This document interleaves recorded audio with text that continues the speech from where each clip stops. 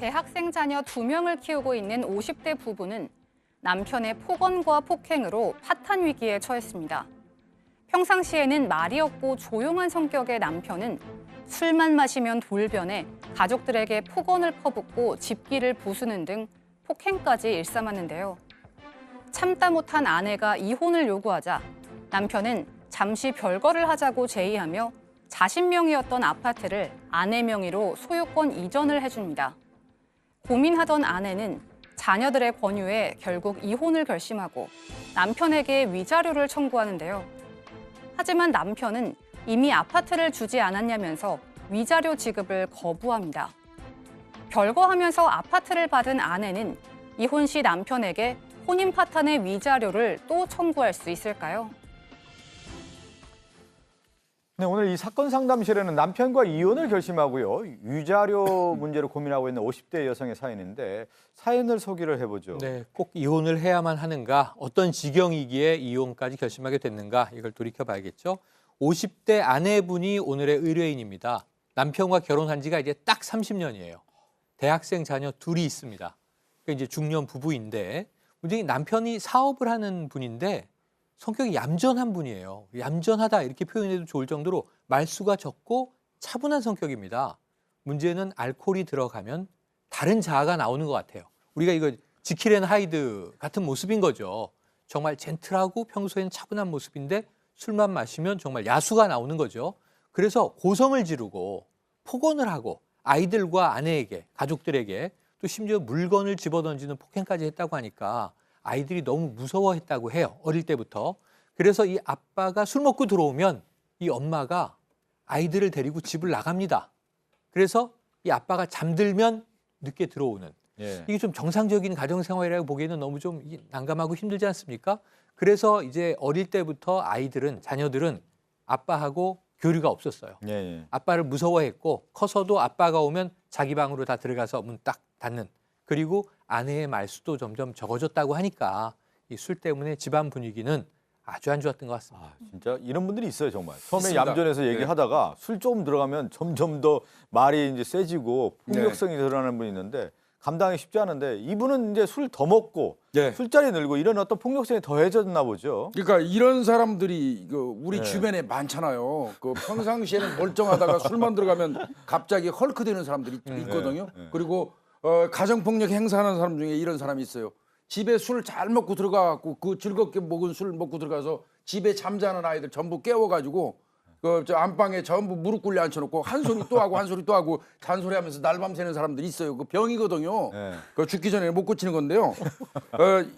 이 사람 같은 경우는 이제 50대 중반이 되면 나이가 먹어가면 좀 이제 술도 자제하고 본인의 술버릇도 고쳐야 할 판인데 이 사람은 술을 마시는 횟수라든지 양이 자꾸 늘었나 봐요. 아, 자꾸 늘어나니까 이제 부부 사이는 점점 나빠질 수밖에 없겠죠. 그렇죠. 그렇지만 초창기에는 이제 아내 되시는 분은 애들이 아직 어리니까 그래도 참고 살았던 것 같습니다. 고생 많이 했을 것 같아요. 예. 참고 살았는데 이제 이게 서서히 저 버릇이 되다 보니까 이제 물건까지 부수는 거예요. 집안에 예. 있는 집기로 때려 부시고 이러니까 이제 애들도 어느 정도 크고 하니까 아내 되시는 분이 이때를 기다린 것 같습니다. 이제는 이제 너하고 그만 살겠다 이런 생각을 한 것 같습니다. 그러니까 아이들 때문에 이혼하지 못하고 참고 살다가 이제 도저히 못 참겠다고 하고 이혼을 이제 선언했는데 근데 정작 남편은 이혼을 거절을 했어요. 네, 남편은 이혼을 거절했고요. 근데 아내는 거듭해서 이혼을 요구를 합니다. 그랬을 때 남편이 그럼 감정을 좀 추스려보자, 좀 떨어져서 지내보자 하면서 별거를 제안을 합니다. 그리고 남편의 명의의 아파트를 아내한테 이전해주겠다라는 제안을 합니다. 그래서 그럼 좋다. 그래서 합의를 합니다. 다시는 술을 마시지 않는다. 그리고 아내를 폭행하지 않는다. 그리고 남편의 아파트를 아내에게 이전해 준다라는 내용의 합의서를 이제 저희가 작성을 하는데요. 그리고 남편은 현재 회사 근처에 이제 집을 구해서 따로 살고 있다고 합니다. 저 얘기만 들어보면 남자가 뭔가 이제 바뀌려고 하는 느낌까지는 오기는 하는데 이제 지금 얘기한 것처럼 잘 안 바뀌죠. 사람의 네, 본성이라고 하는 것은. 근데 이제 아내는 별거 하면서 그래도 이혼하겠다라는 굳은 결심을 했어요. 그러니까 좀 심하긴 정말로 심했던 모양이에요. 예. 왜냐하면 별거를 하면서 별거를 하니까 너무 좋았다라는 거예요. 그러니까 아내도 아이고, 그렇고 아이고. 자녀도 그렇고 남편분이 없으니까 가정의 평온이 돌아왔다라는 거예요. 그래서 자녀들이 오히려 적극적으로 이혼하자라고 그렇게 이혼하세요라고 논의를 했다라는 겁니다. 그래서 이제 아내는 이제 이혼을 하는 쪽으로 지금 마음을 생각을 굳힌 모양입니다. 네. 이제 아내는 이제 남편에게 이혼하겠다는 결심을 하고 통보한 다음에 위자료를 청구를 했어요. 근데 이 부분에 대한 위자료 부분에 대해서 남편이 거절을 했습니다. 자, 이 이혼 통보를 했죠. 아내 입장에서는. 그러니까 남편은 왜 이혼 못한다. 내가 노력한다고 하지 않았느냐. 아내는 안 되겠다. 이 떨어져 사는 게 행복하다. 이혼을 통보하면서 자, 이혼의 이유는 뭐냐. 남편의 폭언과 폭행이잖아요. 그러면서 이제 위자료를 청구하겠다. 그랬더니 남편이 말이 바뀌어요. 무슨 얘기야? 왜 위자료를 왜 줘야 되는데? 이미 합의서에 다 주기로 한 거 들어있는데. 근데 이 부인 입장에 생각을 해보면 합의서는 이혼을 전제로 한 합의서가 아니었잖아요. 예. 이 개과천선 하겠다라는 합의서였잖아요. 술을 안 먹겠다, 폭언 폭행 안 하겠다, 잘하겠다. 그리고 그 징표로 어찌 보면 아파트의 명의를 넘겨주겠다. 요거였단 말이에요. 그러니까 부인은 납득이 안 되는 겁니다. 무슨 합의서에 이혼할 시에 위자료를 내가 안 받아도 되는 조항이 어디 있는지. 남편은 그 합의서 안에 이혼에 대한 대가가 다 들어있다고 보는 거예요. 여기서 분쟁이 발생을 합니다. 근데 지금 합의서 얘기했지만 여러분들도 아시겠지만 술 먹고 나서 어떤 분이 실수하잖아요. 그 다음 날 장문의 편지를 씁니다. 그럼. 다시는 그러지 않겠다고 하지만 그 다음에 또 하는 게 이제 아무 노력도 일반적인. 없는 거고. 자, 일단 한번 정리해 보죠. 아내의 궁금증이라고 할까요? 그럼 이혼 전에 아파트를 받았는데 그럼 위자료 청구는 안 되나요가 첫 번째 궁금증입니다.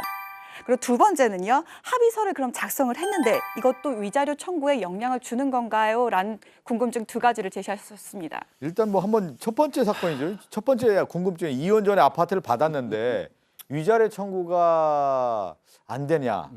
위자료를 받고 싶은 거죠, 아내는. 그러니까 위자료가 뭔가요? 그러니까 네. 정신적 피해에 대한 손해배상을 특히 이제 이혼 시에 따로 따지는 것을 위자료라고 우리가 부르는데 잠깐 얘기를 최영일 평론가가 얘기한 것처럼 이런 청구권들은요, 우리 법은 굉장히 명확하게 따집니다. 선을 그어서 이혼 시점에 생긴다라고 생각을 합니다. 그리고 이혼 시점에 생기는 건데 그 이혼하고 상관없이 아파트는 넘어왔던 거잖아요. 그러니까 별개 문제인 거예요, 이거는. 그러니까 이혼도 하지 않았는데 어떻게 위자료를 청구할 권한이 생기게 했으며 그걸 미리 포기를 하겠습니까?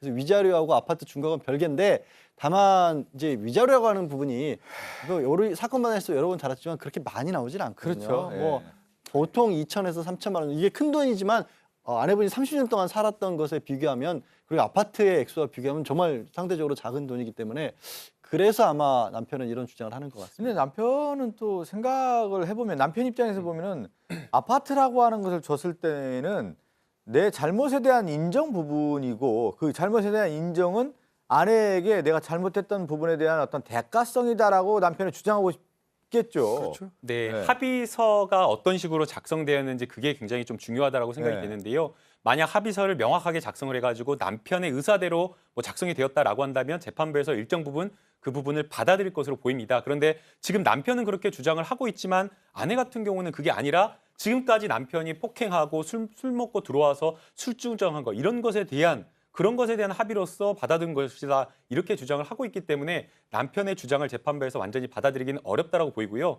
또 그리고 이제 위자료라고 하는 것이 이 단순하게 지금 남편이 주장하는 것처럼 뭐 술이라든가 이런 것들 폭행에 대한 것만 이 평가를 해서 정신적 손해에 대한 어떤 배상을 하는 것이 아니라 혼인 파탄에 대한 책임도 있는 겁니다. 그렇기 때문에 이 나중에 뭐 이미 아파트를 증여받았다고 하더라도 이 아내 같은 경우에는 위자료를 좀 청구할 수 있다고 보이고요.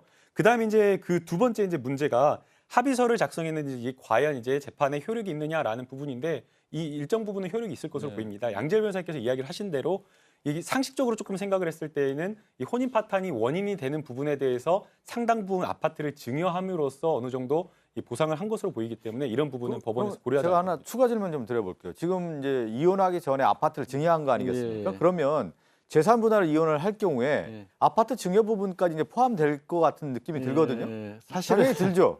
사실은 그 부분은 예.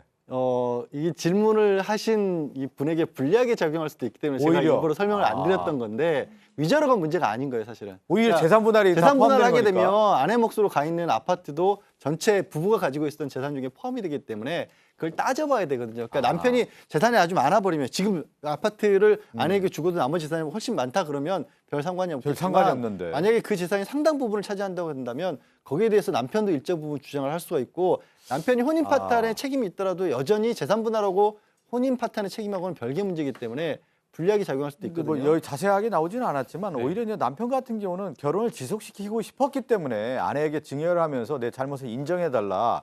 그랬을 경우에 이 남편이 좀 더 많은 재산이 있겠느냐라고 하면 또 의문이 좀 들긴 하는군요. 그러니까 근데 네. 이제 지금 네? 아니 이제 조금 저는 좀 다른 견해인데요. 예. 남편이 재판에서 주장한 내용을 보게 되면 아내가 청구하는 위자료에 대해서 나는 아파트로 이미 돈을 줬다라고 지금 이야기를 하고 있는 아. 거거든요. 그러면 지금 이 재산 이미 아내 명의로 넘어간 재산은 남편이 그 합의서를 작성해 줄 당시에 이것은 그냥 부부 공동의 재산으로 한다라는 그 의사가 아니라 지금까지 자기 잘못한 것에 대한 보상 차원에서 이미 네. 소유권을 넘겨준 것으로 보이기 때문에 이것을 재산 분할의 대상이 되는 공동재산으로 평가하기 좀 어렵다라는 견해입니다. 김남국 변호사는 네, 지금 어떠세요?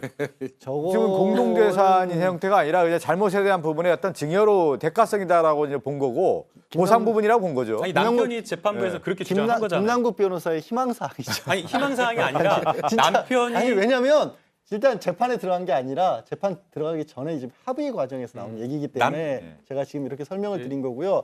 아파트를 설령 부부 공동재산이기 때문에 이거를 한 사람에서 명의가 누구가 있는 게 아니라 그 아파트를 마련하는 데 기여한 부분이 그러네요. 누구냐를 더 네. 무겁게 따지기 때문에 그리고 이렇게 술을 먹었다는 이유로 합의회에서 준 거는 다른 여력은 별로 없고 이런 건 있을 수가 있어요. 아 그때 당시에 남편이 이런 합의서를 써줄 만큼 남편이 잘못을 했구나라는 예, 게 예. 아내에게 유리하게 쓰일 가능성은 좀 있죠. 그래서 이제 합의서 내용이 중요하다라고 말씀을 드린 거고요. 그런데 합의서가 작성된 상황이라든가 아니면 남편이 주장하는 내용을 보면 이 소유권을 넘겨줌으로써 위자료를 다 보상해줬다라고 이야기를 하고 있는 걸 보면 이것은 소유권을 다 넘겨준 것으로 예. 해석하는 게 바람직하지 않나 생각이 듭니다. 저희가 여러 가지 뭐 말씀을 좀 드렸지만 그 생각은 드네요. 남편이 좀 술 좀 끊고. 네. 그 얘기 하잖아. 아내가 별거 했더니 얼마나 행복했냐. 네. 결국 이혼을 결심했다라고 하는데 애들까지 그, 그런데잖아요. 그 생활 자체가 얼마나 고통스러웠으면 그렇겠냐 싶은데 지금 얘기한 것처럼 재산 분할의 부분과 위자료에 대한 부분을 면밀히 좀 따져봐야 될 것 같습니다. 함께 사는 세상으로 가죠.